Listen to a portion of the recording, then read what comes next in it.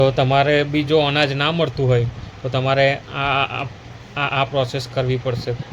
તો hi guys, તમારું સ્વાગત છે મારા એક નવા વ્લોગમાં. તો આજે હમણાં અમે જઈએ છીએ મેં ને મારી મમ્મી નર્મદા ભુવન કુબેર ભુવન. અમારે રેશન કાર્ડનું થોડું કામ કરાવવાનું છે.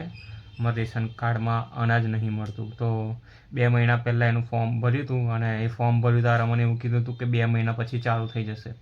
પણ મેં ઓનલાઈન ચેક કર્યું, 2 મહિનાની ઉપર લગભગ 15 દિવસ થઈ જવા આવ્યા છે, પણ હજુ બી ચાલુ નહીં થયું. તો હમણાં અમે જઈએ છીએ અને જોઈએ છે શું કહે છે એ લોકો. તો ચલો જઈએ કુબેર ભુવન.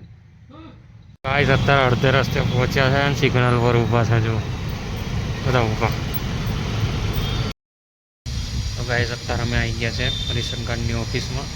હજુ રેશન કાર્ડ પણ હજુ ખુલી નહીં, 10:30 થઈ ગયા છે. તો બી હવે બેઠા છે બહાર.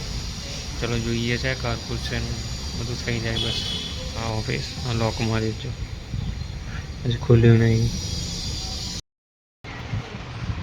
તો ગાઈસ, અમે આવી ગયા છે ફાઇનલી ઘરે.